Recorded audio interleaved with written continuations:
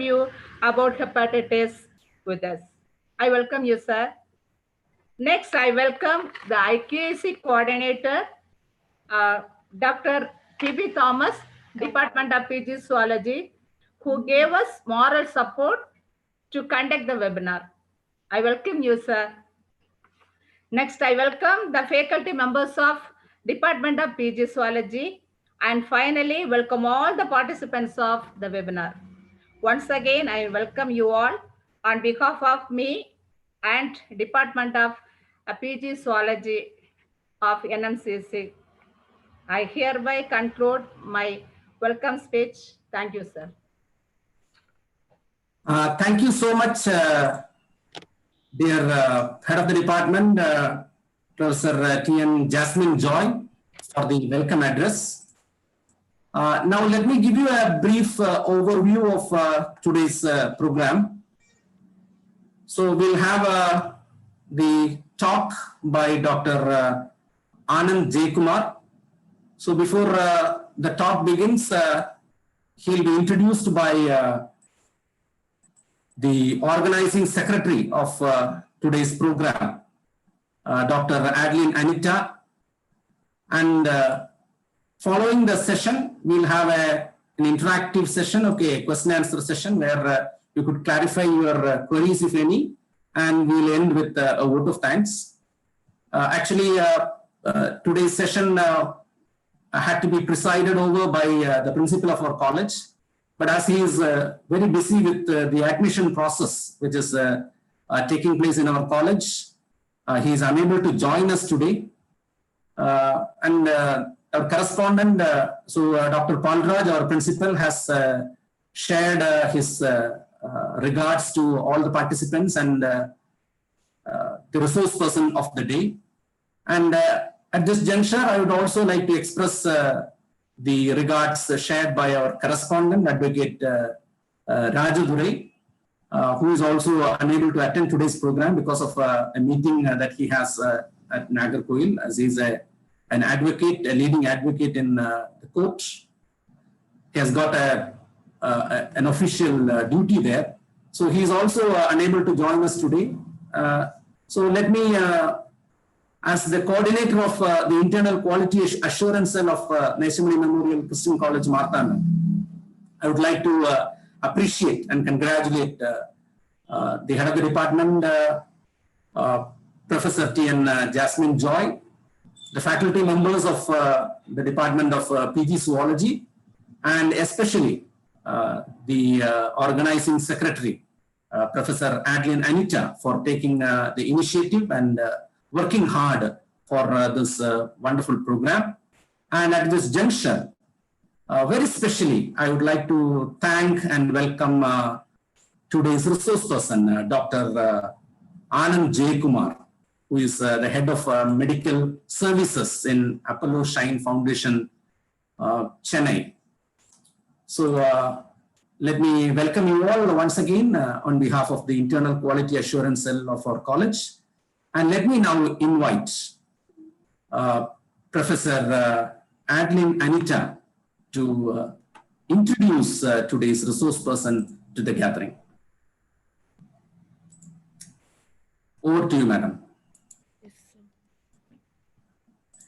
Good morning to all. I welcome you all to this webinar on hepatitis and overview. Today is the World Hepatitis Day. This day is to raise awareness about the disease that causes inflammation in the liver. And it claims around 1.4 million lives every year. According to World Health Organization, hepatitis is the second major killer infectious disease. Hepatitis in India, as we see in India, as per estimate, about 4 million people are chronically infected with hepatitis B, and 6 to 12 million people are infected with hepatitis C. It has become one of the major public health concerns in India. To talk about this, I would like to welcome our resource person, Dr. Anand JayaKumar MD. He is the Chief Medical Officer and the head of the medical team at the Appolo Shine Foundation, Chennai. He completed his medical degree and fellowship from International Medical University of Malaysia and Hero. He also advanced training in internal medicine and emergencies from Moscow and St. Petersburg. He turned to India in 2013 and worked extensively in the Department of Internal Medicine and Cardiology in various hospitals across Chennai. In the last year, in the last 4 years, Dr. Anand has led a team of doctors in Apollo Shine to fill emergency call from staffs and nurse to say the Apollo Shine Foundation has screened more than 5 lakh students and staff members for a variety of diseases with a focus on identifying signs of non-communicable disease and development disorders. To say about him is a community medicine expert and has a keen passion on cardiology. He works unceasingly. He's down to earth man. I have ever met such a sincere and dedicated person in my life. I'm really thankful to him for taking time out of his busy schedule to host this webinar. I welcome you, sir. Good morning. Hi, good Now morning. the floor is yours, Dr. Anand JayaKumar. Yeah, yes. Thank you. Thank you very much. I wish good morning to all the management, staff, and students of NMCC College. Thanks for having me here. So today, as you all know, that today is the National World Hepatitis Day. So hepatitis, as you all aware, it's an inflammatory condition of the liver. Primarily, the hepatitis disease affects the part of the whole liver, and it has various causes and various factors. So according to the statistics, WHO statistics, 1 in 12 persons is affected by some kind of hepatitis. There are various types of hepatitis caused by various either infections or non-infections. Some are caused by drugs. Some are caused by excess intake of alcohol. So at least 1 in 12 people are affected by some form of hepatitis. So today we'll be having an overlook of hepatitis. So what is hepatitis? What causes hepatitis? What are the symptoms? What we must do to prevent? And what are the treatment measures available to tackle this inflammatory condition? So I'll be sharing the PPT, the screen, and we'll just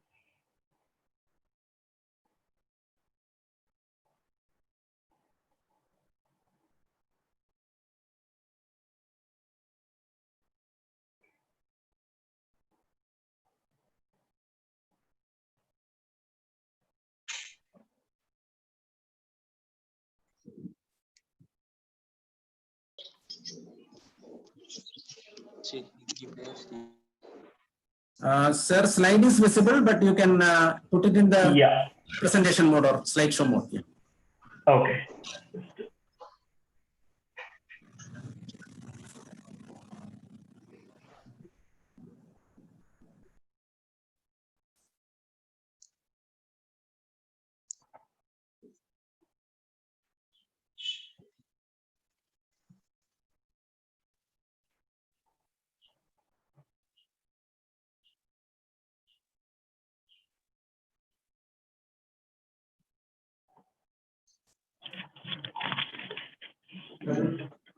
Just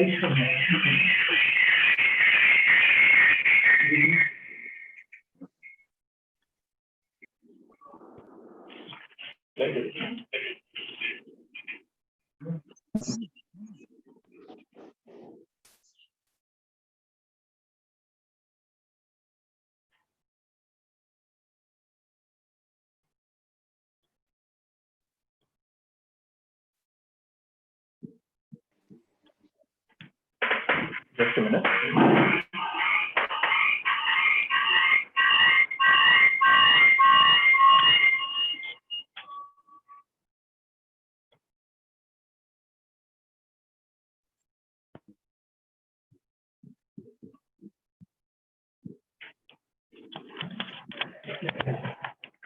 Is the slide visible? Yeah, now it is perfect. Yeah, fine. Good. Yeah, okay. Sorry for the delay. Yeah.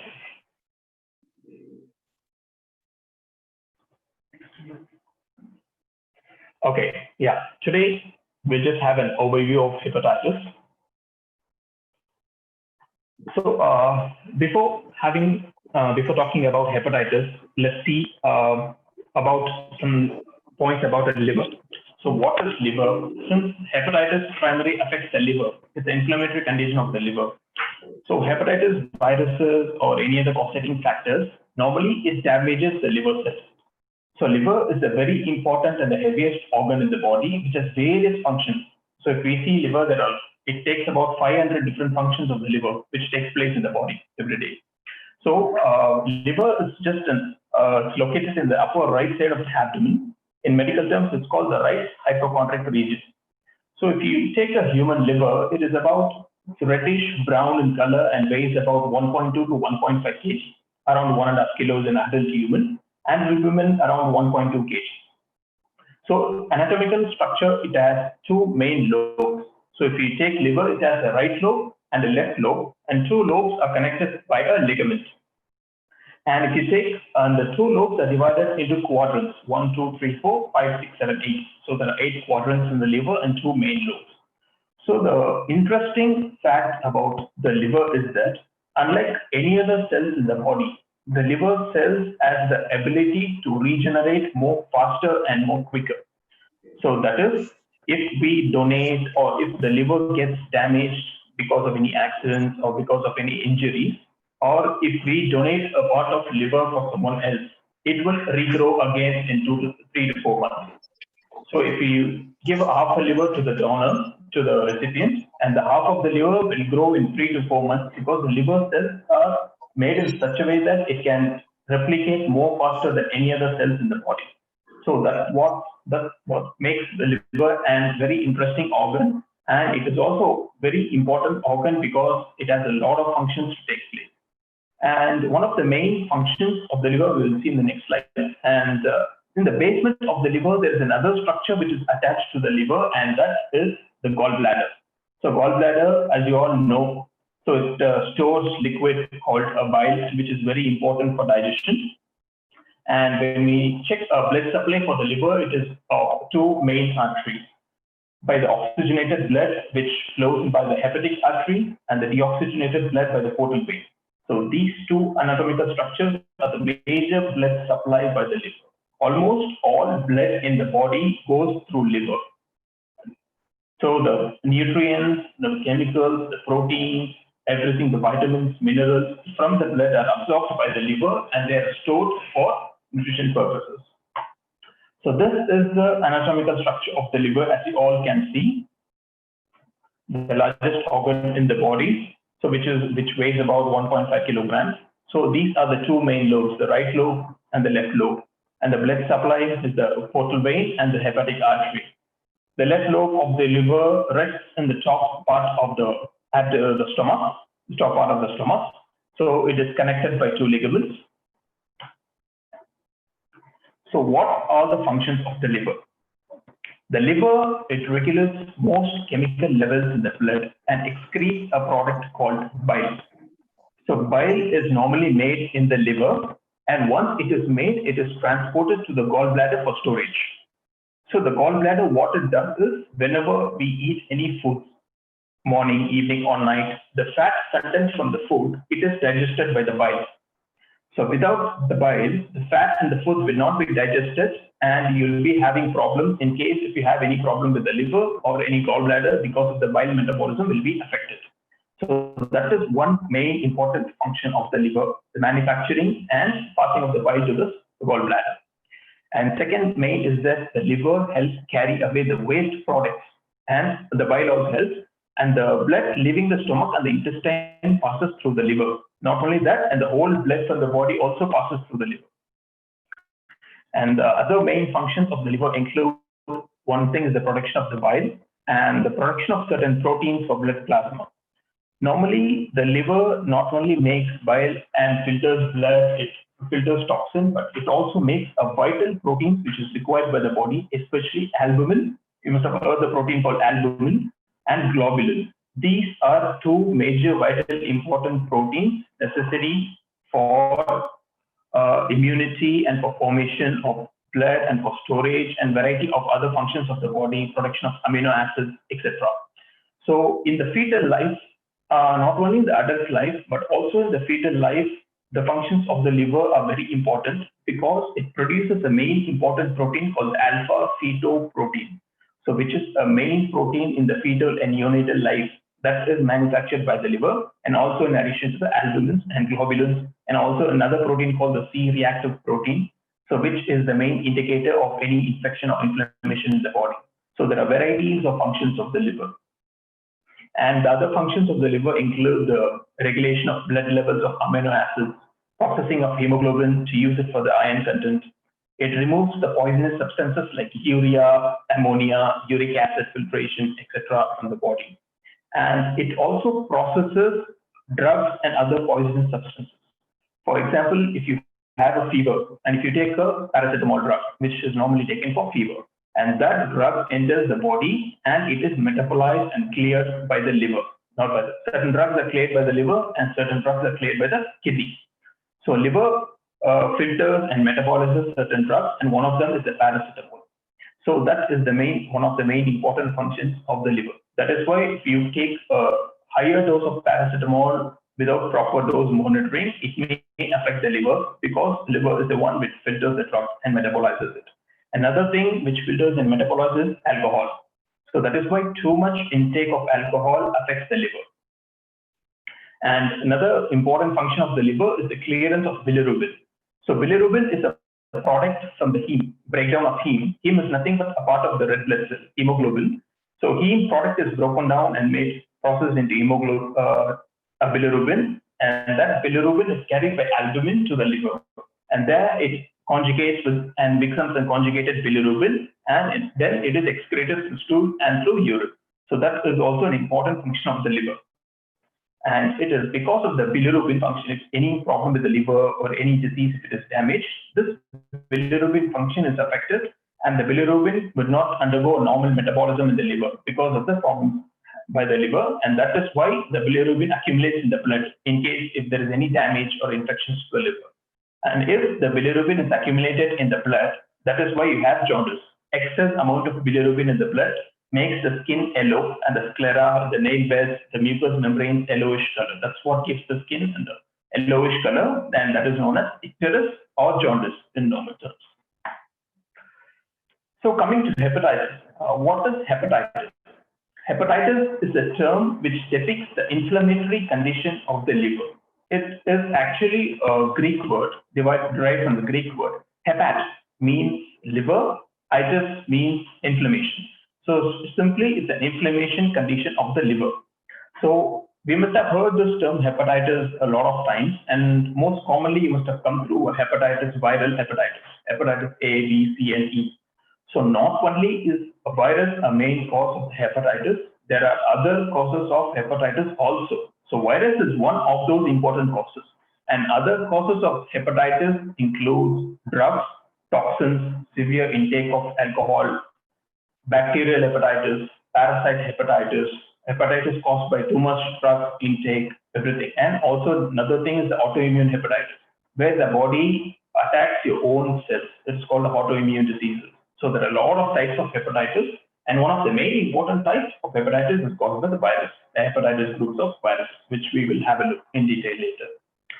And if someone is suffering from hepatitis, so what could be the symptoms of hepatitis?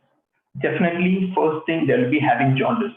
As I said, hepatitis is an inflammatory condition of the liver. If the liver is inflamed or damaged, it will not be able to perform its normal functions. So the normal functions of the liver will be affected.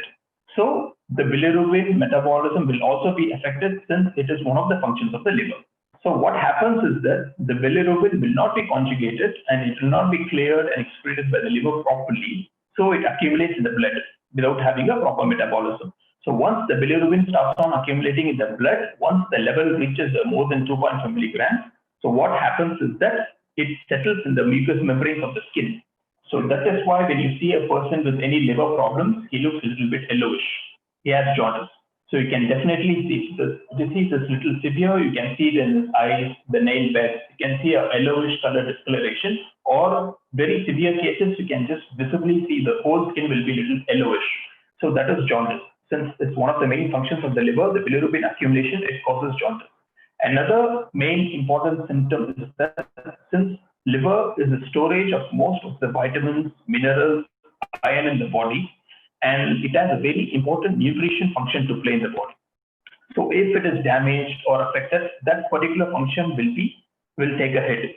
So that is why the patient loses weight, he'll be malnourished, he'll feel tired, lethargy, he will not be having any energy, and he will lose his appetite. He will be having a constant nausea, that is the vomiting sensation, and the bile production will also be affected if the liver is damaged. So that is why he'll be having diarrhea, and the food won't be able to get digested properly because of the lack of bile production. So these are the main symptoms of the liver and hepatitis. And this may little bit vary from viral hepatitis, because each form of hepatitis has one or two different symptoms. So if you take viral hepatitis, you'll be having a fever.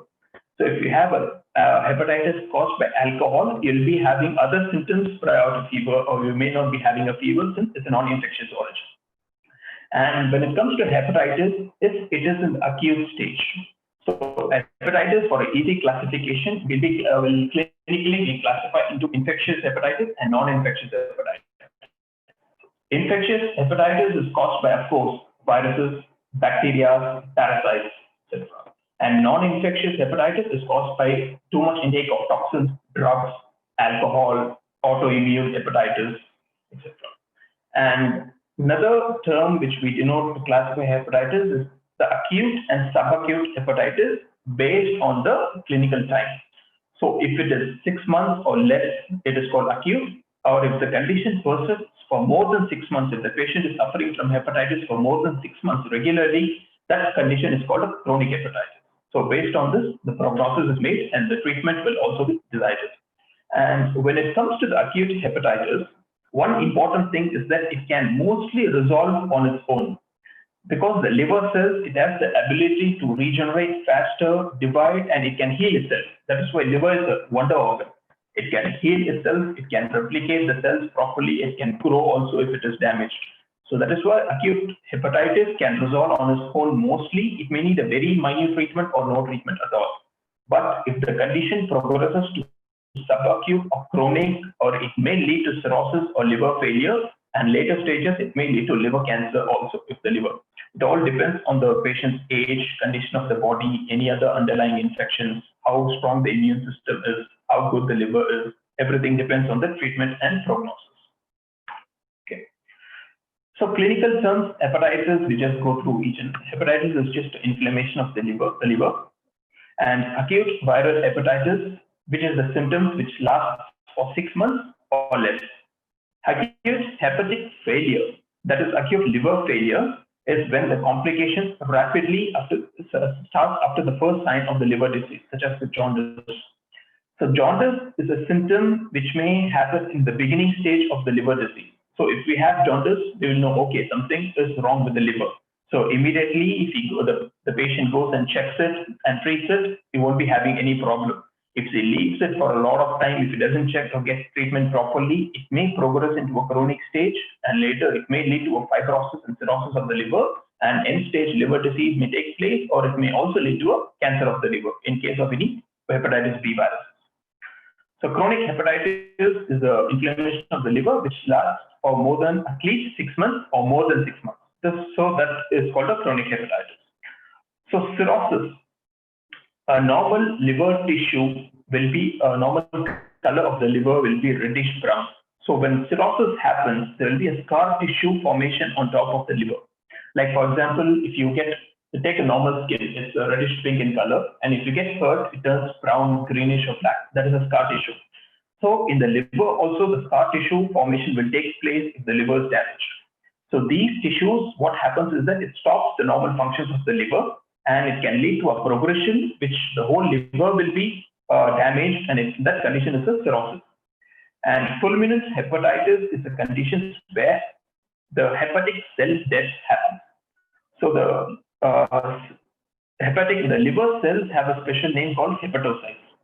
So hepat means liver size cells. The cells of the liver are called hepatocytes. So these are the basic cells which perform day-to-day activities in the liver. And that cells will be affected and they may die because of any underlying cause or reason. And the necrosis, that is the cell death, happens with a pre-existing liver disease.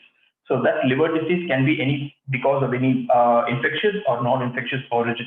And that particular term is called fulminant hepatitis. It's a very severe and dangerous condition which has a very low prognosis rate and very high death rate.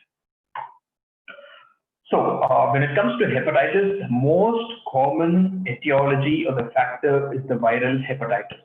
So other forms of hepatitis caused by other things are also quite common, but mostly in the world and also in India, the most common hepatitis is caused by the virus. So viral hepatitis is a systemic disease with primary inflammation of the liver, where the hepatotrophic viruses, there are 5 viruses, hepatitis A, B, C, D, and E. And also there are other 2 viruses, the hepatitis G virus and the X virus, where currently the latest ones scientists have found it. So there are 5 types of hepatitis viruses. And in addition to the hepatitis viruses, there are other viruses also which can cause hepatitis, like the cytomegalovirus, CMV, Epstein-Barr, EBV virus, or also the yellow fever. Yellow fever is a disease which is primarily caused by mosquitoes, which is endemic in the Central and Southern Africa. And that particular disease also affects the liver. So that is why if you take any person with yellow fever, he'll look yellowish. That is one form because of jaundice and the liver, which also affects the liver. And there are 5 types of viral hepatitis: A, B, C, D, and E. Each of the virus has a unique characteristic and difference from each other. Not all these 5 viruses belong to the same class of the viruses, the hepatitis viruses, but each and every virus has a different function and a different structure. For example, if we take hepatitis A, so hepatitis A is the RNA virus, and the route of transmission of this virus is a fecal-oral route. Same route which causes dysentery, typhoid, salmonella infections, etc. So it is spread by undercooked dirty food through dirty water. If someone doesn't wash their hands after using the restroom, if he handles the food especially, and this is the mode of this virus which spreads. But hepatitis B, if you take, it is a DNA virus. So hepatitis A is the RNA, hepatitis B is the DNA virus. So rest of all of the viruses are RNA viruses, but only the hepatitis B is the DNA virus. That is the unique characteristic of the virus. So among all these 5, the most serious ones which can develop into cancer, which can have a very low prognostic rate, is the hepatitis B and C virus. Because A and E are quite acute viruses, means it will affect you, but you have a very high chance of recovery, and you can recover completely also. But hepatitis B, if you do not take any proper treatment, it can lead to damage, full cirrhosis, fibrosis of the liver, and later it may also lead to a liver cancer. So that is why hepatitis B is a very dangerous disease, and a lot of awareness is going on for hepatitis B everywhere, because it is directly linked to personal hygiene. There is other form etiology of the virus, which we'll discuss later. And another thing is that it may affect anyone, right from young children to adults. It may affect anyone, the hepatitis B virus. And the C and D are also different characteristics of the virus. And hepatitis E also has the same route of transmission as the hepatitis A virus. It is spread by fecal-oral route. And the B, C, and D are blood-borne viruses. It is spread by contaminated blood, needles, having unclean tattoos, using the same syringes which you used on the positive hepatitis positive patients, and it can also transmit from mother to child through milk. So that is also possible. And the incubation period is also different for a lot of the viruses. And when you see the chronic infection slide, the hepatitis A and E, it doesn't progress into chronic infection. Means it will be cured and completely you can recover within 6 months, maximum 3 months, and maximum 6 months, or within 3 to 6 months you can recover. But the hepatitis B, C, and D viruses are a little bit more aggressive and severe. It can progress into chronic infection. Means it can lead to a scarring and fibrosis of the liver, and the liver may go into a cirrhotic state, and later it may lead to a liver failure or even a liver cancer. So that is why these are chronic viruses. But A and E are not. And when it comes to hepatitis prophylaxis, we have the vaccines. So vaccines right now, it is available for hepatitis A and hepatitis B, and also hepatitis D. And for hepatitis D, we use the same vaccine which we give for hepatitis B viruses, because later I will explain you why. And with hepatitis C and E, right now we do not have enough vaccinations. Programs are going on, but most vaccinations which we give right from birth and 3 doses are for the hepatitis B virus, since this is very severe. So let's have a look at hepatitis A. So hepatitis A is formerly known as the infectious hepatitis, or also it's known as the epidemic jaundice, because suddenly it may cause an epidemic in some part of the country.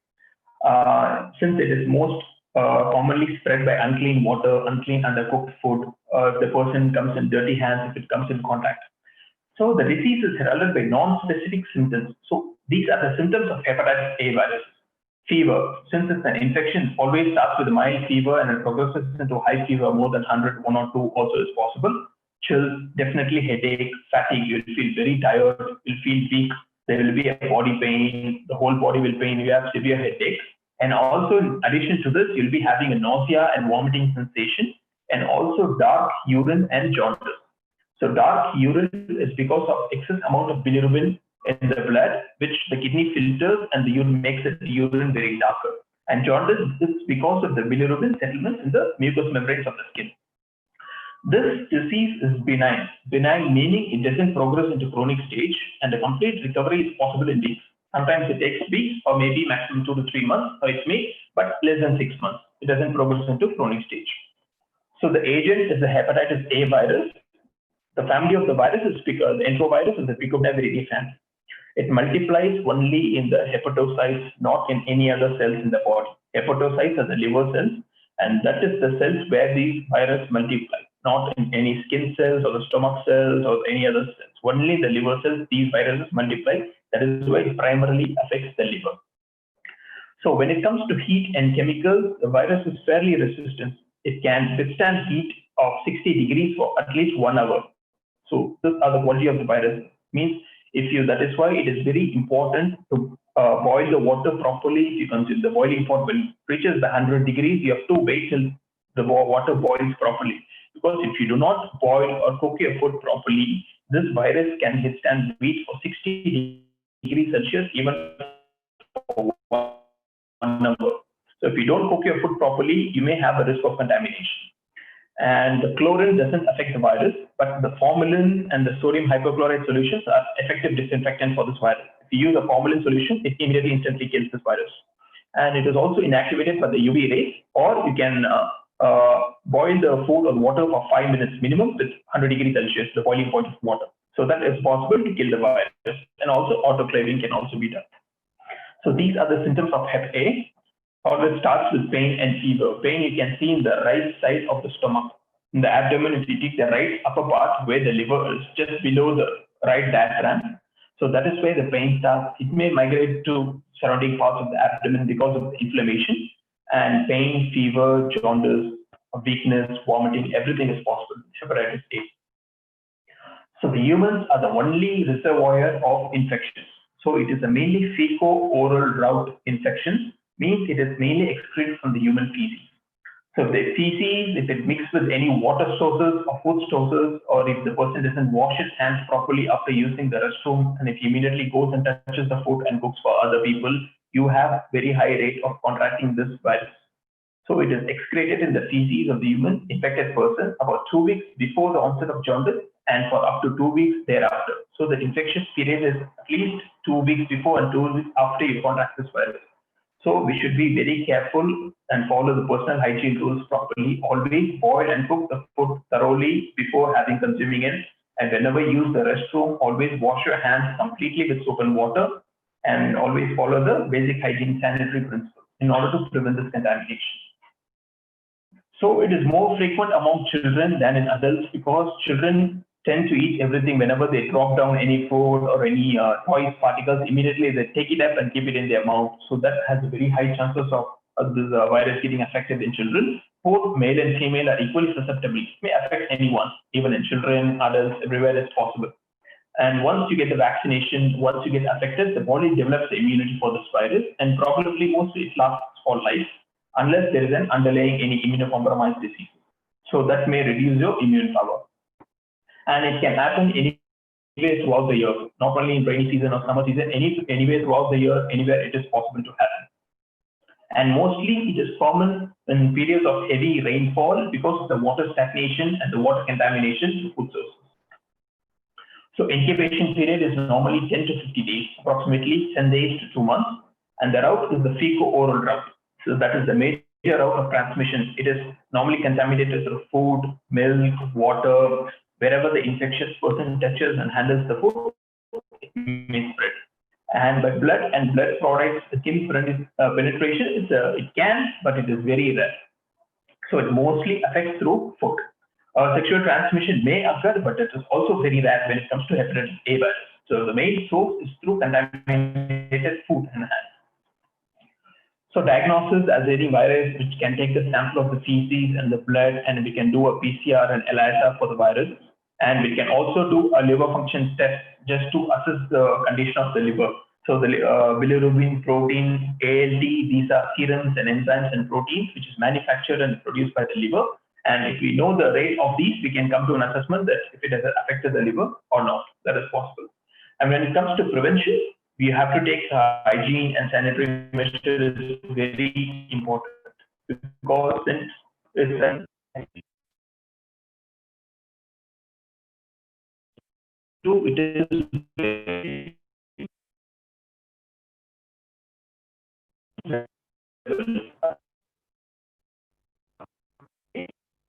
if we have a fever, we can give him a paracetamol. If he's dehydrated, we can give him some ORS, glucose, and dextrose. If he's weak, we can give him a supplements of because already the body will be very tired and fighting off the infection. So proper rest is very important when it comes to the treatment. And the recovery is possible within few weeks, and maximum it doesn't progress for more than 3 months or maximum to 6 months. It's an acute benign infection. It's another very important and very dangerous family of this hepatitis virus is this hepatitis B. Because it has caused an epidemic endemic in various regions in India and all over the world suddenly, and it is caused by hepatitis B virus and the transmission route. And when it comes to the symptoms, it causes, of course, the liver inflammation, vomiting is possible, nausea, weakness, the same symptoms like hepatitis A. And what difference it has from this hepatitis A is that it can cause cirrhosis and it may lead to liver cancer in the future if not treated or assessed properly. So hepatitis A doesn't lead to liver cancer, but B does. So it is an endemic throughout the world. If you go anywhere in the world, you can find this hepatitis B anywhere it is possible, especially in the tropical and developing countries. So this virus is a DNA virus, not the RNA. The genetic material of this virus is DNA. And for the rest of the viruses, the genetic material is the RNA. This is the DNA virus. And the main particle, it's a virion of this virus, is the DANE particle. It's called the DANE particle. This is what affects it's the main important part of this virus cell, and it replicates in the liver cell and causes the symptoms. This virus is a spherical which has a diameter of 22 and 42 nanometers, a double-shelled DNA virus, and you can see the structure of the virus is in here. It has an outer covering antigen called the HPS antigen. The HPS antigen, if you see the red dots in the outer covering, that is the HPS antigen. So it is also known as Australian antigen. HPS antigen is also called an Australian antigen because it was first the sample was first extracted from an Australian Aboriginal tribe. That was the first case of this virus is extracted in the 1970s. So that is why it is named as an Australian antigen or HBS or surface antigen. And it was a lipid layer from the host cell, and there is another layer called the HBeAg, and the HB is the core antigen, HBC. So these three antigens, if the hepatitis B virus affects, you can see it in the blood. So that is why these antigens levels are measured when it comes to the diagnosis of hepatitis B virus. When we see a higher amount of HBs antigen, we can see, at least we know that there's a recent infection happened because of this virus. And HBe antigen, HBc antigen levels are also important in diagnosis of this disease. This is the Dane particle, which is the part of this virus, the virion. Virion is something where it causes the disease, which is a very important part of the viruses, which has also an antigen and the DNA polymerase code. So the reservoir of the infections, which can spread directly from the carriers from the affected people in cases. And the source of the material, the main source is through contaminated blood. So that is why whenever you go to donate blood, they always ask you if you have any diseases like hepatitis or HIV or malarial infections. Really important because it may spread from one person to another through infected and contaminated blood. So that is why before giving blood for anyone, it is always better to have a test for hepatitis B infection because it can directly spread from one person to another. And also it may spread through other ways of spreading through body secretions and body fluids like the saliva, vaginal secretions and the semen. They can also spread through that route. Another ways of this virus spreading is that using infected needles and syringes. If anyone uses the same needles and syringes, especially like the IV drug users, which a lot of people, they use the same syringe for drug injections. So they have very high chances of contracting HIV and hepatitis B also. And it can also spread from mother to child through feeding. That is also possible. And these are the main infectious material how this infection spread. And it is destroyed by sodium hypochlorite. Hypochlorite solution, you must have heard, it is one of the solutions which is actively effective in eradicating this coronavirus infections also. This solution is used by a lot of people nowadays for disinfectants in the rooms and other surfaces. So this solution also destroys this hepatitis B virus, or we can also destroy it by heat sterilization or autoclaving for 30 to 60 minutes. So that is why any surgical instruments, steel instruments which hospital uses, they always autoclave it for more than 1 hour, just to destroy these viruses and other viruses on top of it. So hepatitis B has a chance of progressing into chronic stage. It has a 2 to 10% chances, and 90% if given a proper treatment, it will resolve, and maybe it can also develop a fulminant hepatic failure. So that is also possible. These people are the high-risk group people from endemic regions where hepatitis B is highly endemic and common, especially in African countries, some parts of Europe, Southeast Asia, where the endemic regions, and the babies of mother who was affected with hepatitis B, the IV drug users, people with multiple sex partners. Sexual contact is also one of the way of this virus spreading from one person to another. Hemophiliacs and other patients. Hemophiliacs are patients which they require normal blood. They should receive blood normally through donors in order to tackle the hemophilia infections. The lack of clotting factors in the blood. So anyone with hemophilia doesn't have a clotting factor, so definitely he has to get blood from outside. So whenever he does get blood from outside through transfusion, he has a high chances and risk of contracting this infection if the blood is not checked properly. So hemophiliacs are also on the higher risky side. And another health personnel who are constantly seeing patients, doctors, dentists, and healthcare workers who are exposed to needles, syringes, infected particles, samples, human waste samples. They are also very high risk of contracting this virus, and also definitely immunocompromised patients. So immunocompromised patients where the immunity power of the patients are quite low because of the underlying disease. HIV patients, TB patients, other systemic infections patients, they're also very high risk group contracting this infection. So hepatitis B virus has three distinct antigens, as you saw in the picture: the HBs, HBC, and HBE antigen, the surface, core, and envelope antigen. So when it comes to diagnosis, all these three antigen levels are very important in diagnosing a recent infection for hepatitis B virus. And the incubation period of this virus, unlike hepatitis A, which is for 50 days, this incubation period is for 180 days, almost 6 months. So you may not have symptoms in the beginning, and the symptoms can develop anywhere within 3 months, 4 months, or even last for 6 months. 60 to 90 days is possible. The mode of transmission is IV drug abusers, healthcare workers are increased risk, sexual partners. We can also travel from mother to child, infants, anywhere it is possible. And diagnosis is made by repeated blood tests and evaluating the levels of the antigens HBE, HBC, and HBE antigens, and also a liver function test, ALT, AST, bilirubin levels, and we can also check by viral DNA by the PCR. PCR is the polymerase chain reaction, or we can also do an ELISA. And the late stages, in order to confirm a fibrosis or a acute liver failure, we can always do a liver biopsy. Biopsy is nothing but taking a sample of the organ, just a little sample of the organ, just to examine it under microscope, so that we know how the disease has progressed and what stage it is in. So biopsy is also very effective in determining if the disease has progressed into a cirrhotic stage or a hepatic failure stage or a liver cancer. So that can also be done. So these are the antigens which appear in the blood once the infection starts. So the first antigen to appear in the blood after a recent infection is the HBs antigen, and later, after a few months, the HBC antigen appears. So these are the infectivity charts of the viral antibody markers. The immunoglobulin M and immunoglobulin G are the main antibodies produced in response to these hepatitis viruses in the blood.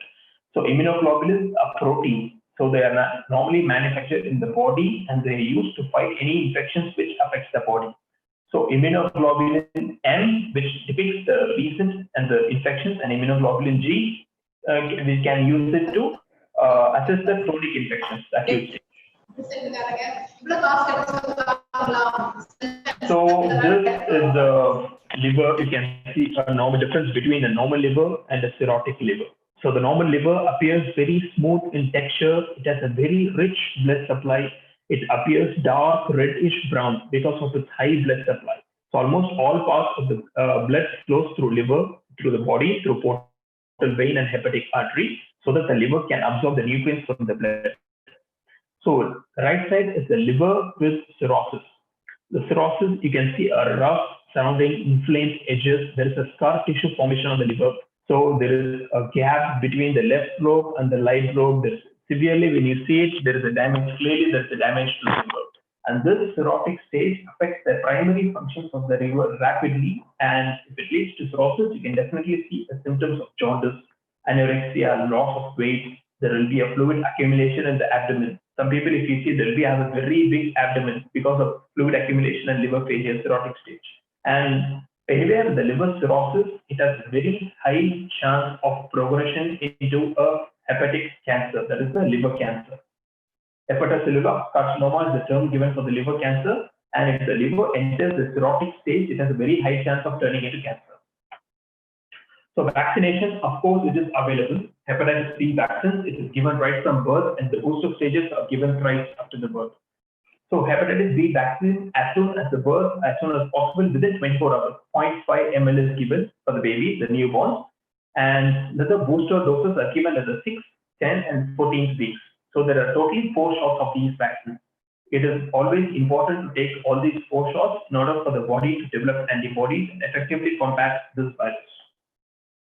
So treatment, when it comes to the treatment, hepatitis A doesn't require much treatment, only symptomatic treatment. But hepatitis B is a little severe disease. The progression is rapid. It has a lot of chances to turn into fibrosis and lead to cancer. That is why we need certain drugs in order to tackle this hepatitis B virus. And one of them is the interferon alpha interferon drug, and lamivudine. Lamivudine, zerovidine are classes of antiviral drugs, which is also used for, of course, HIV infections, which can also be given to the hepatitis B virus infection. It actively stops the relapse of the virus and replication of the virus. And azinophil riboxyl is also in hepatitis B, which are hepatoprotecting drugs, which protects the liver against these viruses. And another drug called ribavirin, which can also be given for hepatitis patients. And also there are special doses of immunoglobulins available, which can be given through injections or through drips. So hepatitis C, this is the third and also an infectious virus, which has also very high progression rate and can also lead into chronic illness. So this is the hepatitis C virus. This infection is often asymptomatic because hepatitis A viruses and B viruses, at least you will start to see some symptoms. But hepatitis C viruses, in the starting stages, it will be asymptomatic. But once the disease starts to progress, you may experience some symptoms like nausea, weakness, headache, body pain, anorexia, vomiting, etc. And of course, swelling of the liver, a pain in the right side of your stomach, abdomen, that can also be possible. So it is estimated that around 200 million people, 3% of the world's population, are living with chronic hepatitis C. It is highly prevalent in India too, with an estimated of 12.5 to 14 million cases recently. And of course, jaundice is seen about only 5% of the patients only. That is why it is called, and often it's asymptomatic. You won't have much symptoms. You will be a carrier. You may be having a virus in your body, but you will not be having any symptoms. That is the thing for this particular virus. And you may not even know that you will be carrying this virus unless you start to see any symptoms or if it progresses into a chronic stage. So that is why it is very dangerous. And about 50 to 80% of the patients progress to chronic hepatitis, those who are infected with hepatitis C, which makes it one of the dangerous class family of this hepatitis virus along with hepatitis B, because around 50 to 80% of the patients affected can progress into chronic hepatitis stage and later into liver failure. So this is the structure of the hepatitis C virus. The size is around 60 nanometers virus, and of course it's a RNA virus, unlike hepatitis B, which is a DNA virus. It's a member of the hepatovirus group, and the family is the Flavivirinae. So incubation period is around 4 months, 2 to 4 months. Again, start even as early as a month also of 40 days. And the main of infected blood products, organ transplants. For example, people who have liver transplants, kidney transplants, pancreas operations, they have high risk of contracting this infection if it already affects the organs before.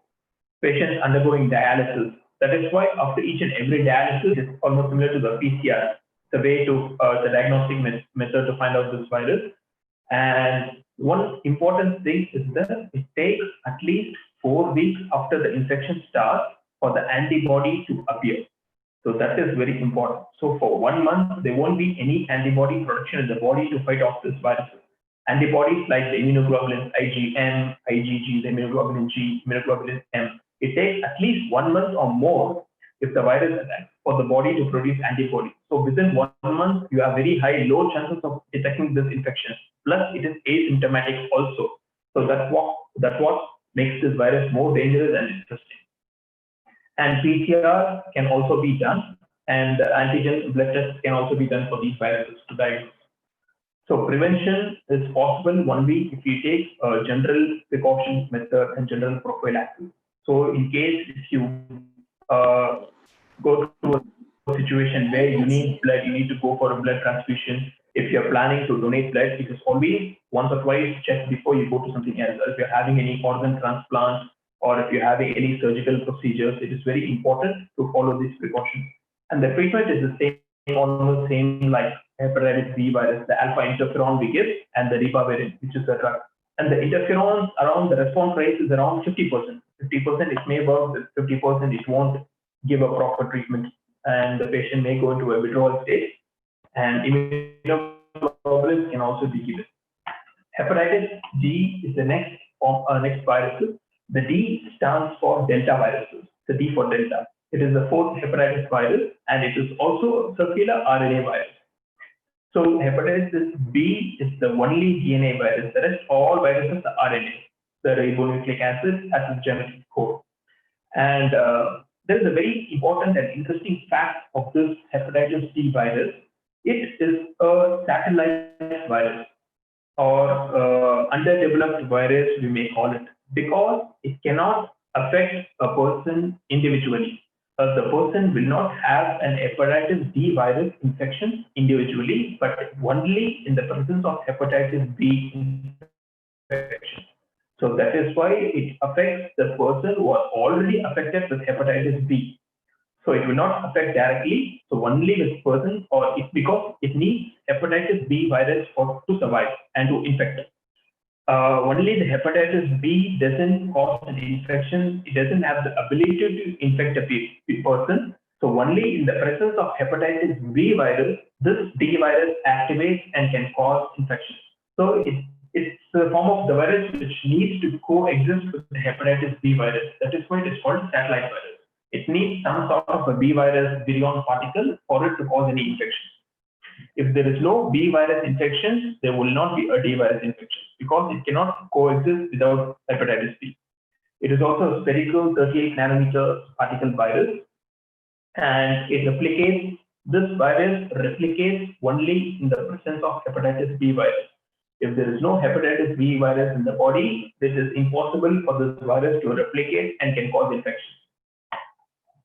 The incubation period is the lowest in this virus. It's just cost 2 to 12 weeks incubation period. It is a co-infection virus, means it only affects the people who are already affected with the B virus infection. So that is why on top of the hepatitis B infection, it can additionally affect the person. So the mode of transmission is believed to be similar to the hepatitis B, that is the IV transmission, the blood route, through needles, syringes, sexual contact, blood transfusions, and from mother to child. And mostly it does not appear to be a sexually transmitted disease, but only mainly through blood. And the clinical features of this mostly similar to HPV, and the two types of infections are recognized as co-infections and super-infections when it comes to hepatitis B virus. If it is a co-infection, the HPV, that is the hepatitis B virus, and the Delta, that is the hepatitis D virus, are transmitted together at the same time. That is a co-infection. So if the patient is diagnosed with a co-infection, so he will be positive for hepatitis B and also positive for hepatitis D. And a super-infection is a state where the Delta infection occurs in a person already harboring the HPV virus. Means the person who has been diagnosed with only hepatitis B virus and will be receiving treatment for 3 or 4 months. And in the 4th month, this hepatitis D virus suddenly it will become positive. So that is the super infection. So it always needs the Hep B virus to infect and cause symptoms. So diagnosis, of course, as any other viral infection, is through ELISA. PCR can be used also. Immunoglobulin M and G levels can be known to see the infectivity of the viruses. And the delta antigen of this delta virus, it is primarily expressed in this liver cell nuclei. So if you take a biopsy, when you see the nuclear cell of the liver, you can see a delta antigen particle, and it is especially visible through immunofluorescence method. So that is one of the confirmation of this hepatitis D co-infection or super-infection. So prevention, of course, you have to take prophylaxis measures. So screening for blood donors, always be careful when you're donating blood or when you're receiving blood, when you're taking any injections, IV users, drug users is also very common. So proper education and the mass awareness is required for these infections to be kept at bay, because people won't know how serious it is or how the way the infection is transmitted from one to another unless if they are told about it again and again. So education and awareness is very important to tackle the infectivity and the transmission of these viruses. The hepatitis E, the last family of this hepatitis virus, is hepatitis E. It is as similar as Hep A viruses because it doesn't mostly progress into chronic stage. It is an acute benign virus. Although hepatitis E often causes an acute self-limiting infection with low mortality rate, and also has a very high chances of infecting a pregnant women. So hepatitis B is very risky for pregnant women because it may lead to fulminant hepatitis in the later stages, and it may affect the fetus also. So all those women who are pregnant, you should be extra careful with what you eat and to prevent the transmission of these viruses, because once if they get it, it can affect the fetus life rapidly. Hep E occasionally develops into an acute severe liver disease, and only 2% of the condition is very fatal if they don't get enough treatment. In pregnant women, the disease is more often severe, and it is associated with a clinical syndrome called fulminant hepatic failure. Like if it affects the pregnant women, what happens is that it leads to the destruction of the hepatocytes, that is the liver cells.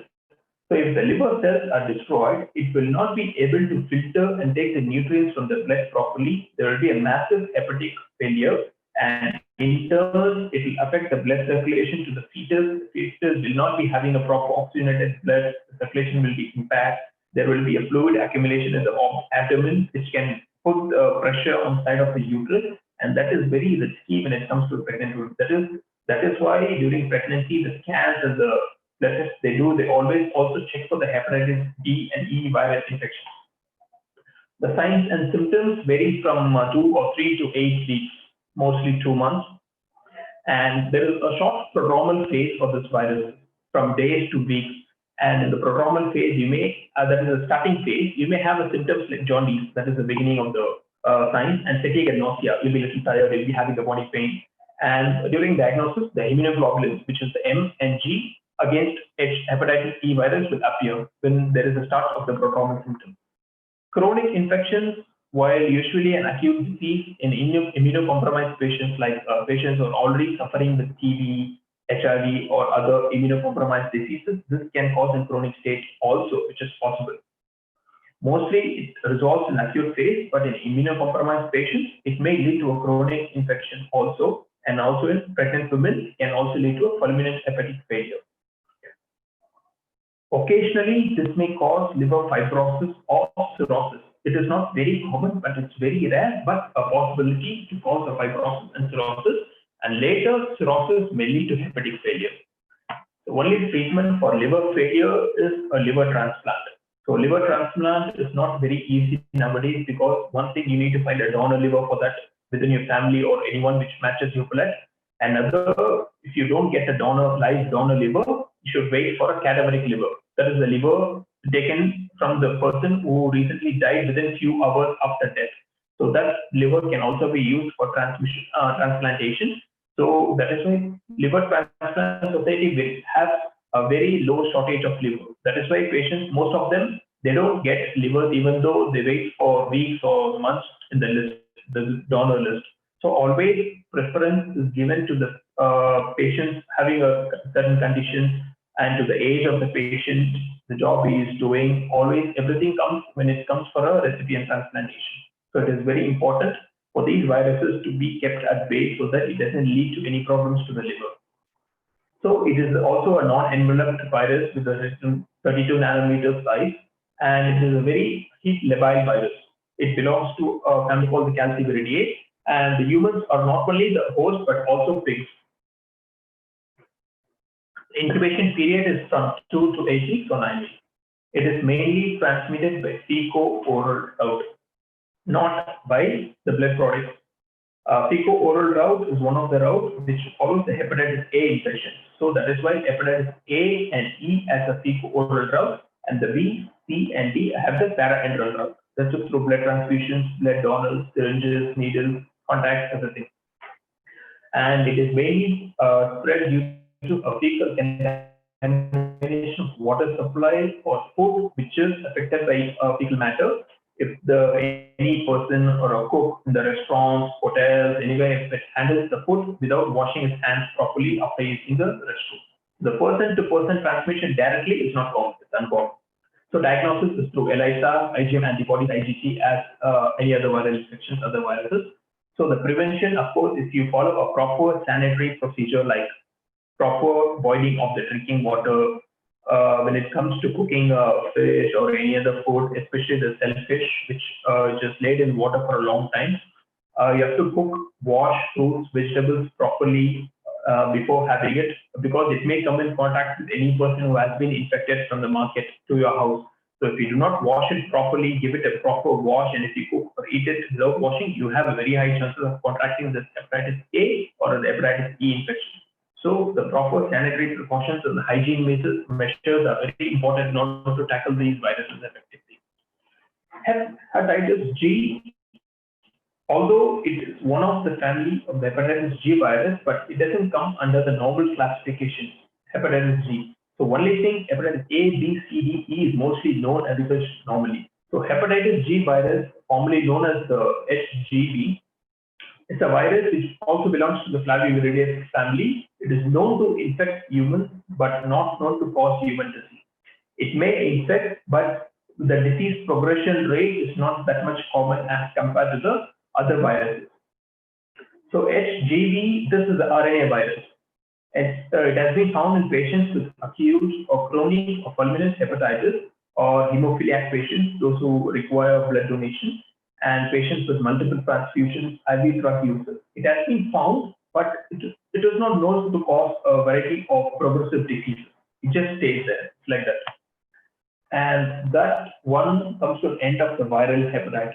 These are the hepatitis viruses which can cause damage and destruction to the liver. Each one of them has a very own characteristic, like A and E are fecal-oral route infections, B, C, and D are parenteral route infections, and the B and the D virus can coexist and cause a super infections in presence of another virus. These are very interesting facts about these viruses. And this virus family is one of the causating factors of hepatitis. There are other known infectious factors, like for example, the parasitic hepatitis. Hepatitis, that is the inflammation of the liver caused by parasites. Parasites, they must have known all the tapeworm, liveworm, everything is a protozoan. Parasites, it can also affect the liver and activate the immune response. Because the parasite, once it comes in contact with the blood, it may settle anywhere in the body. For example, some of the parasites may affect the intestines, like the tapeworm and Taenia solium, Entamoeba histolytica, and some of the parasites can travel through blood, enter the portal vein, and can also affect the hepatocytes and trigger an immune response, so resulting in symptoms of hepatitis.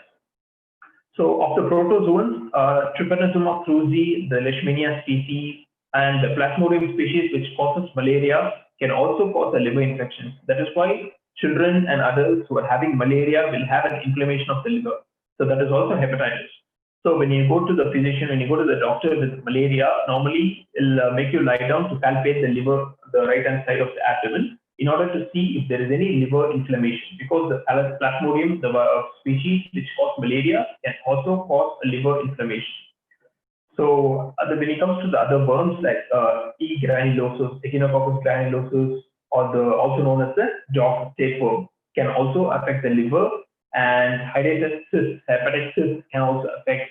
Then there are the special flukes, liver flukes called the fasciola hepatica.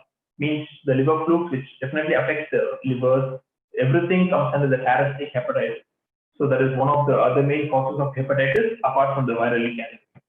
And of course, the bacterial hepatitis is also common. So everyone must have heard a lot of bacterial infections. TB is caused by a bacteria. A simple throat pain or a throat infection is also caused by a bacteria. There are a lot of bacterial infections, and some of the species of the bacteria can also cause hepatitis, not only viruses or parasites.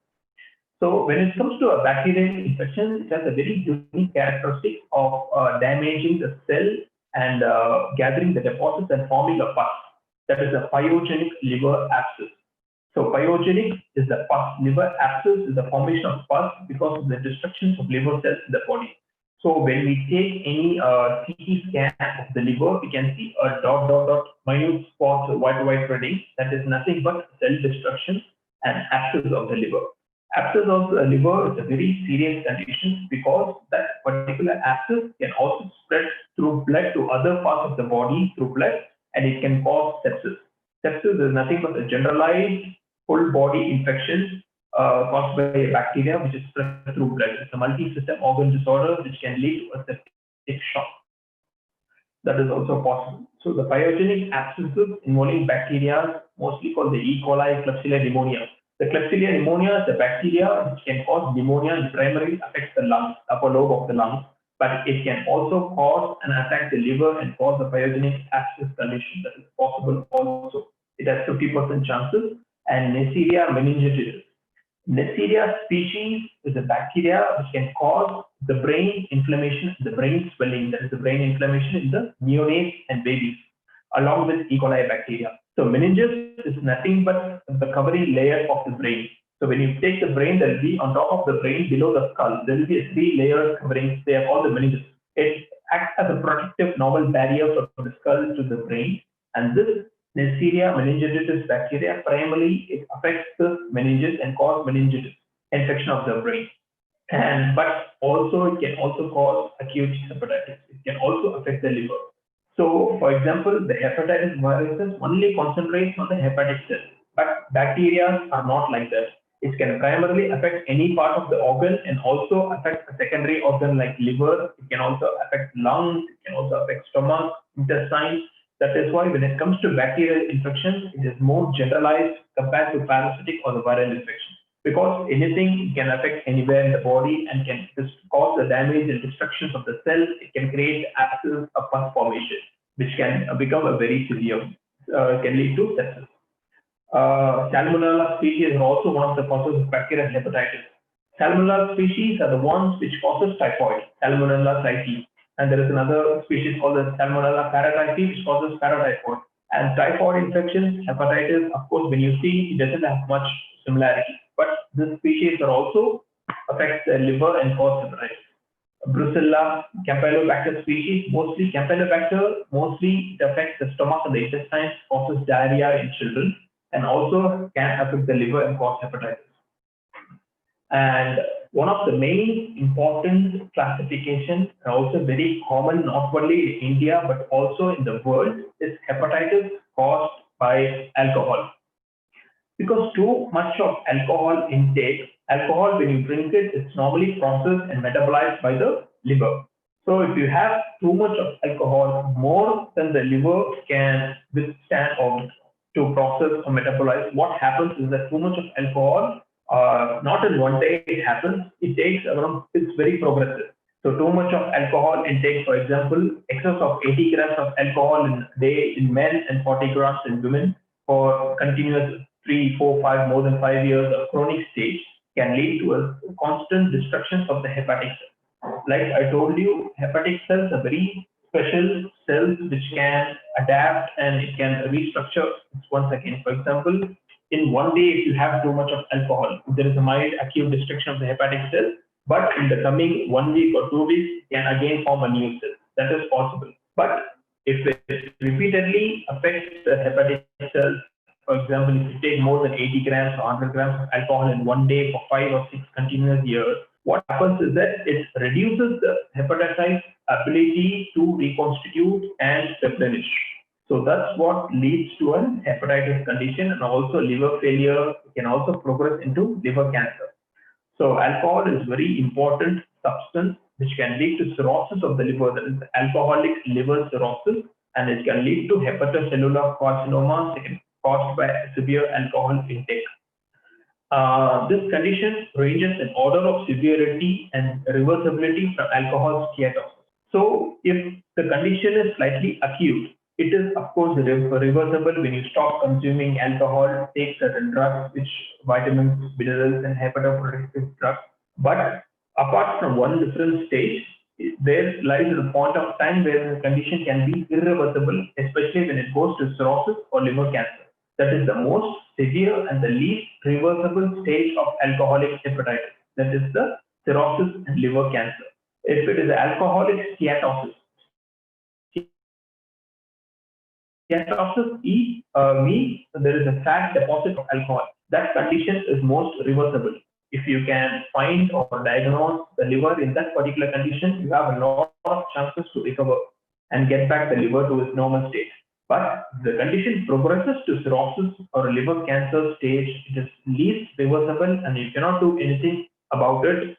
it will progress into liver cancer and severe liver failure. The only treatment option available will be a liver transplant, which is very difficult to get nowadays unless anyone in your family donates it. Because if you go to a donor list and wait for a donor liver from the Liver Transplant Society, if they come to know the alcoholic is caused by alcohol, they will not give you a preference, because alcoholics only get a second preference compared to other people who are caused by hepatitis virus.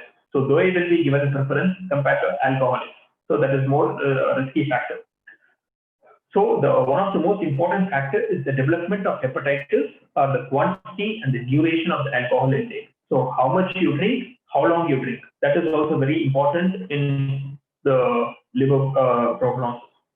Alcoholic hepatitis can vary from asymptomatic hepatomegaly, that is the enlarged liver, which occurs in the starting stage, to symptoms of acute or chronic hepatitis, which can progress into a later stage. So it can also lead to liver failure and liver cancer. Another important thing which has to be noted down is the drug-induced hepatitis. Like for example, if you take drugs or any medical drug or any other drug apart from the normal level to a higher doses, it has a very high chances of damaging the liver, because a lot of drugs are eliminated and metabolized by the liver and also by the kidney. There are certain classification of drugs which are metabolized by the liver and certain drugs are metabolized by the kidney. So many chemical agents, including medications, toxins, herbal medicine, dietary supplements like whey protein, can also cause hepatitis. Too much of protein intake and spectrum of the drug-induced liver injury varies from acute to chronic stages. It all depends on how much drugs you take or how long you take. So many types of drugs can also cause liver injury, including paracetamol. A simple paracetamol drug, which is taken for fever, if taken in the wrong doses or higher doses, can cause acute liver damage in just 1 or 2 single days. Because normal recommended intake of paracetamol we give is 500 milligrams once, twice, maximum 1.5 grams in 1 day. If it exceeds more than that, some people, because of any suicide attempts, or some people without knowing how much to take, they just take paracetamol if they have even a simple headache or a body pain. They won't know how much they're taking, and if they're 8 to 10 tablets, if you take it in 1 day, what happens is that it can constantly accumulate in the liver. The liver will not have the ability to process it rapidly, can cause instant cellular hepatic destruction and lead to acute liver failure immediately. So it is very important to find a medical treatment as soon as possible in case you're diagnosed with overdose. Another drug such as isoniazid, which is given for TB, nitrofurantoin is an antibiotic which is given for urinary tract infections. Amoxicillin is also an antibiotic, erythromycin, and anticonvulsants like valproate and phentoin, which is given for seizures, for fits. So those medicines are also processed and metabolized by the liver. And drugs which are given for cholesterol, like the statins, rosuvastatin, atorvastatin, simvastatin, are also metabolized by the liver. Oral contraceptive drugs, which females take steroid drugs, and highly antiretroviral therapy, which is used for HIV medicine. All these drugs are metabolized by the liver. So that is why TB patients normally they receive treatment for around 6 months. 2 months of intensive high drug antibiotic therapy and 4 months of normal drug therapy. Around 6 months they will be taking the TB medicine. So that has a very important effect on the liver. So along with the TB medicine, they will also be prescribed lots of vitamins, minerals, and hepatoprotective drugs in order to protect the liver. Because there is no other chance. You have to take the antibiotics to tackle the TB infection. You cannot just leave it. But at the same time, there will be also damage to the liver. That also has to be seen. So that is very important. And the antiviral drugs like zidovudine, lamivudine, all these drugs can also higher pressure on the hepatocytes, which is given for the HIV/AIDS, and those drugs are also very high chances of leading to a liver failure if not monitored properly. The amoxicillin clavulate, it is a general antibiotic taken for any throat infections, for fever, any abdominal infections. Medical term is not the amoxiclav 625. So the amoxicillin plus clavulanic acid combination is an antibiotic normally prescribed as one of the general antibiotics, and that is the most common cause of drug-induced liver injury nowadays.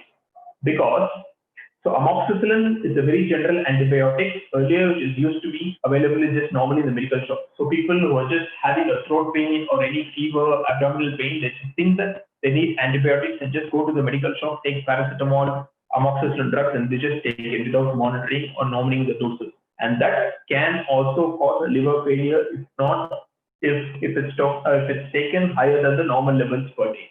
So that is also very important. And also paracetamol is the most common cause of acute liver failure because people tend to misuse paracetamol drugs. They take it overdose. Overdose is very high common in paracetamol toxicity. So this picture, if you can see, she's a woman who suffering from a liver cancer caused by a hepatitis B virus. Because hepatitis B virus has a very high chance of causing hepatic failure, hepatic cirrhosis, which can later lead to liver cancer. This is the terminal stage of the liver cancer because you can see the abdomen is like once the abdomen, there is a water stagnation, the fluid collection in the abdomen because the abdominal veins are clearly visible on top. So the veins are very highly dilated. It doesn't carry blood normally. There is a fluid accumulation in the abdomen. The abdomen looks very big. So these are the definitive signs of liver failure and liver cancer. So the only treatment as of now is to diagnose what stage the liver cancer is in. And of course, she needs a liver transplant in order to tackle. Until she gets a donor, so the symptomatic treatment and the hospitalization can be given. So peritoneal synthesis is the way just put a needle in the abdomen to absorb the excess fluid caused by the fluid lack. And those supportive treatment can be given, but only a definitive treatment in this case, if you see, is the liver transplant. Because liver cancer is a stage where there is no chance to get back to its original shape and functioning because it's fully damaged. The cells have died, undergone apoptosis and necrosis. The cells have programmed cell death, and there is no chance that they will come back to normal shape again. So the only possible way is to have a transplant. So this is a patient, mostly maybe having hepatitis A infection because it's just having initial stages of the infection, that is the man with jaundice, the yellowing of the skin and eyes.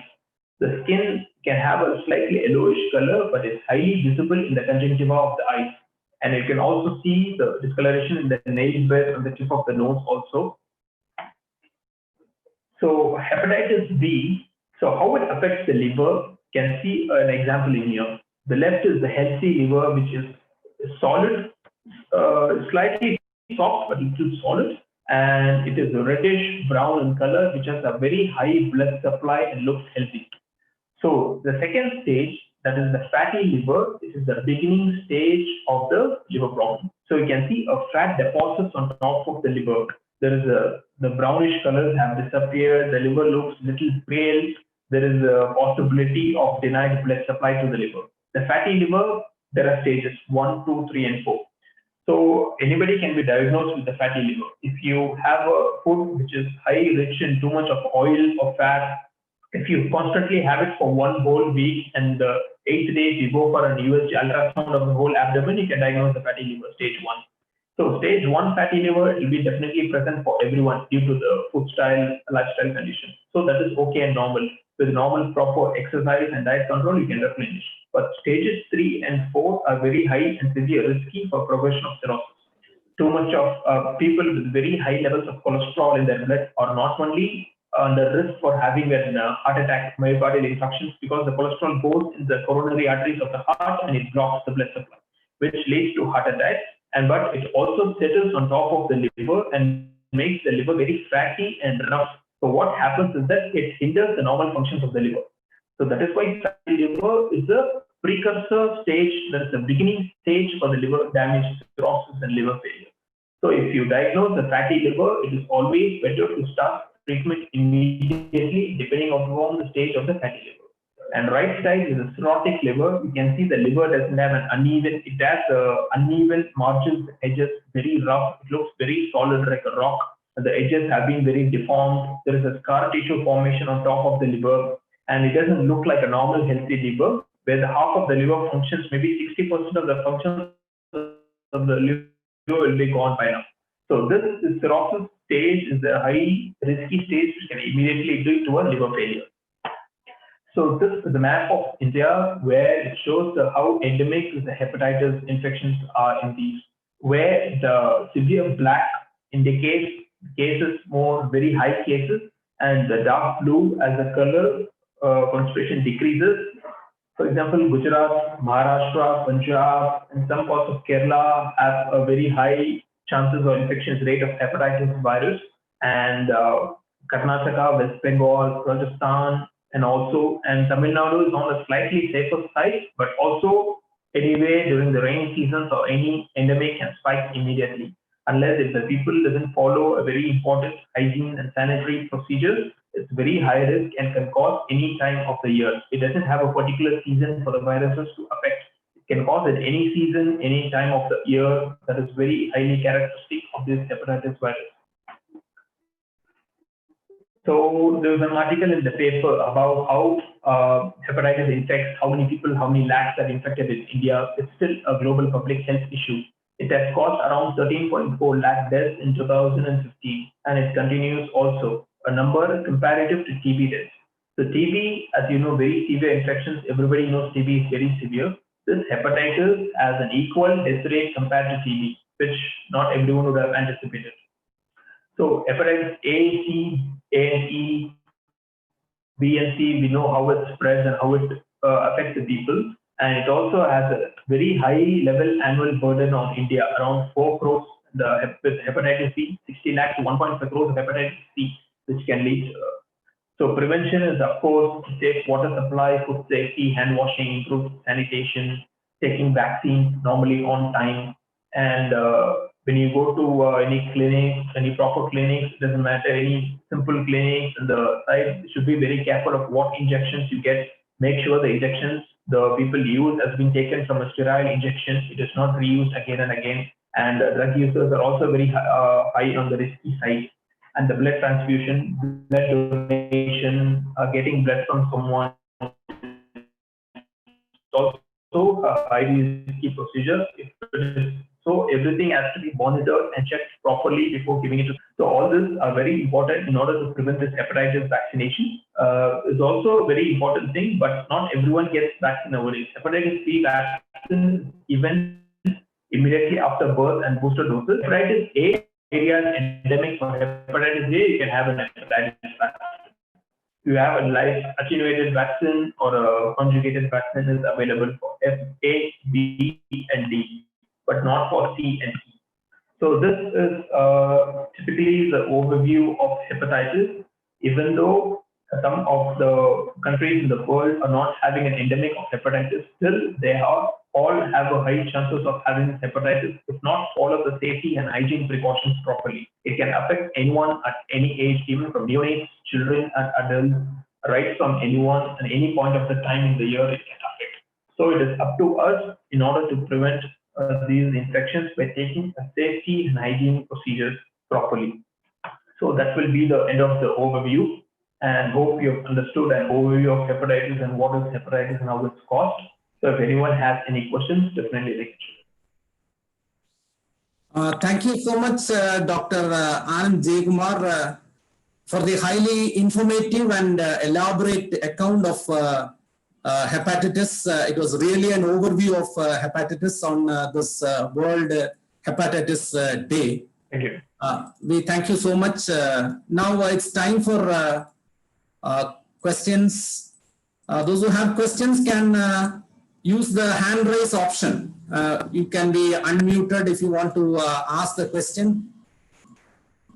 Or you can also post your questions in the chat box. There is another small information. Yeah, there is another small information which I would like to give you now. The Department of PG Zoology is conducting an online quiz on the title Epidemiology of Hepatitis, and we'll post the link here. The participants can click on the link and answer the quiz also. Yeah, now it's to the question answer session. You can hand raise, use the hand raise option to ask the questions directly to Dr. Anand JayaKumar, or you can also post the questions in the chat box.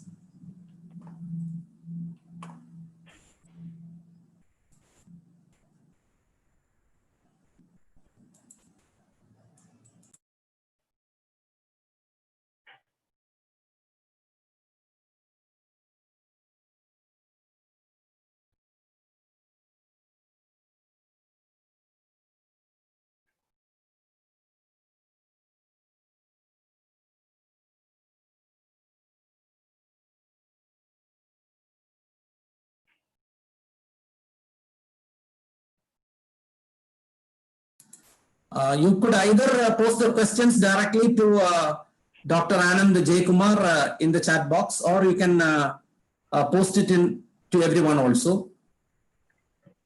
I think there is a question there. Why are liver transplants a solution to liver failure? Okay.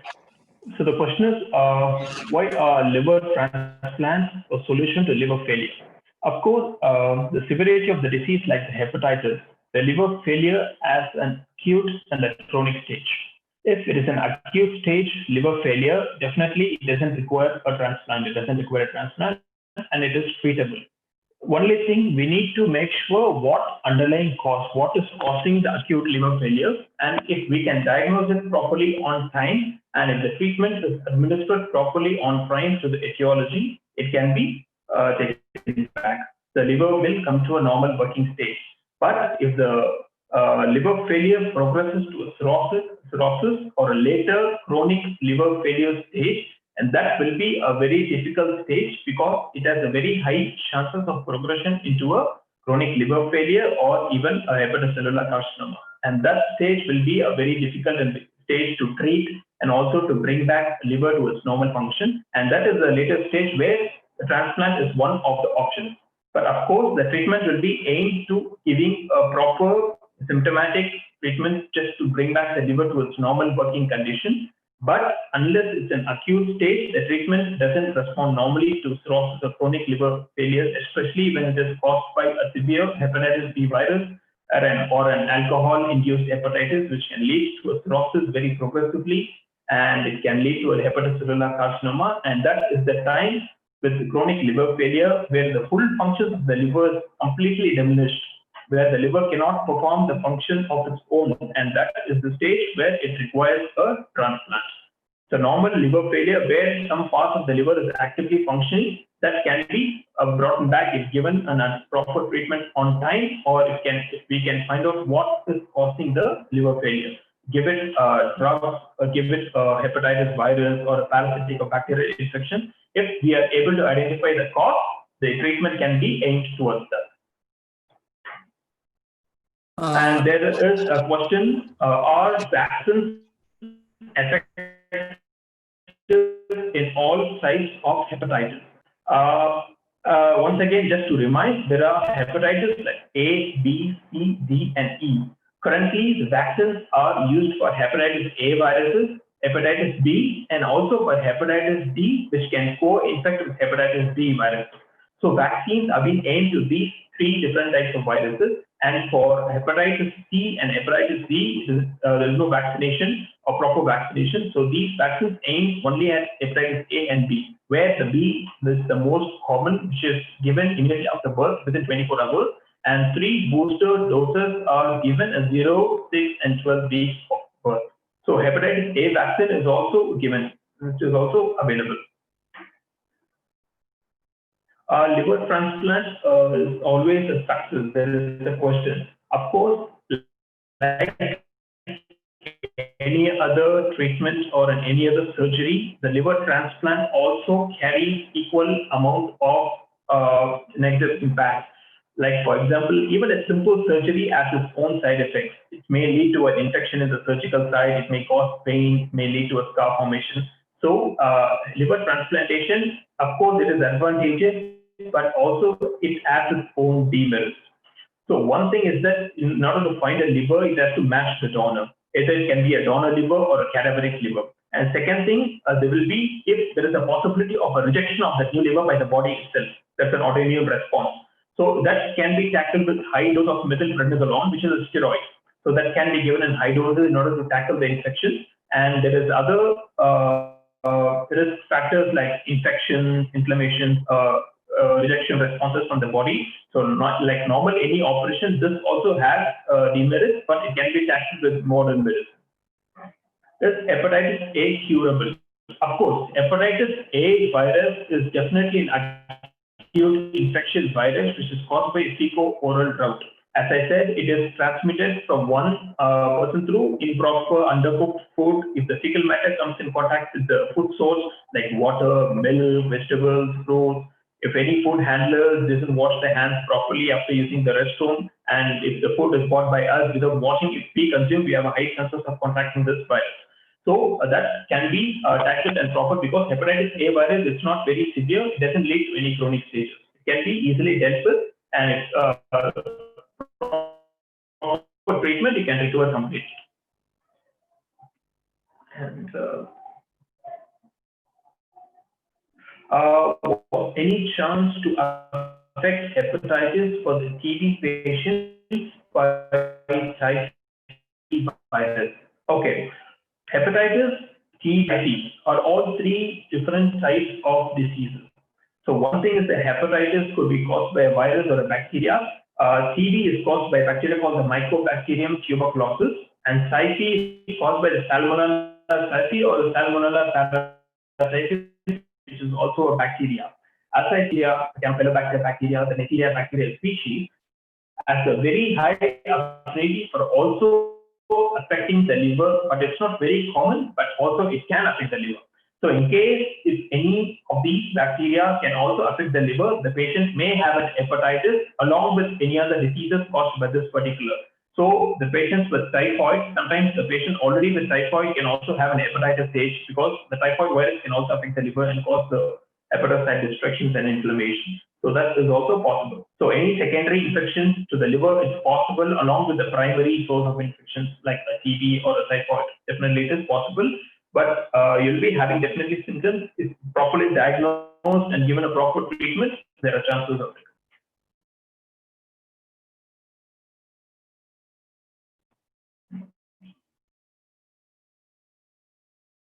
Any other questions? I think there are no more questions in the chat box.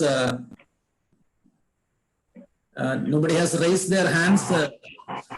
I'm sure everyone has got a very clear understanding about hepatitis, hepatitis A, B, C, D, bacterial hepatitis, alcoholic hepatitis, and all was very clear in the kind of elaboration that you have done using the 64 slides. It was a wonderful presentation. So thank you so much, Doctor. And let me now invite the organizing secretary of this national webinar, Professor Adeline Anita, to propose the formal vote of thanks. I deem it a great honor to propose the oath of thanks to all. I thank the Almighty for showering His blessing in making this webinar a resounding success.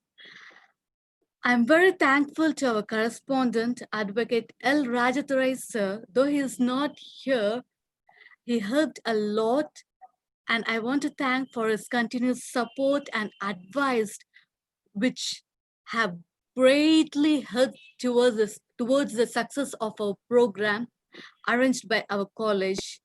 I would like to express my profound gratitude to our principal, Dr. Palraj sir, for taking efforts to make this national level webinar possible and for promoting with other colleges and universities for the participation. I also like to thank him for providing an excellent facilities for this webinar. On behalf of Department of PG Zoology and IQAC, I extend my hearty thanks to our resource person, Dr. Anand JayaKumar, for gracing towards today's webinar with his presence and for giving an excellent talk on hepatitis classification and morphology, mechanism, transmission, symptoms, and diagnosis. I thank you, sir, and you made an excellent presentation and making this webinar a resourceful and meaningful one. I'm sure that the participants must have benefited by attending this webinar. I would also like to thank our beloved HOD, Professor T. and Jasmine Joy, ma'am, for her moral support and guidance. And I also like to acknowledge my gratitude to IQAC Coordinator, Professor R.S.T.B. Thomas, sir, for the perfect logistics support and guidance he has extended to us. I have been fortunate enough to be backed by a team of very motivated and dedicated colleagues with unwavering support. My thanks also go to the people who given the precious time in organizing this webinar, a successful one. The participants were very enthusiastic, and I'm very thankful to all the participants for attending this webinar. I once again like to thank you all for your cooperation. India, with its growth story, should not be left behind on the health aspects. It is very important that we should march ahead with a fit and healthy population. I continuously pray to the omnipresent, the omniscient, to protect us and provide us a good health. I thank you one and all. Thank you. Thank you so much, Professor Adeline Anita, for the wonderful way in which you have presented the vote of thanks. And on behalf of the management, the correspondent, principal, head of the Department of PG Zoology, the organizing secretary, and all the staff members of the Department of PG Zoology of Neshamani Memorial Christian College, Marthandam. Once again, we wish to express our sincere gratitude to today's resource person, Dr. Anand JayaKumar, and also all the participants who are present today for this wonderful meeting. Thank you.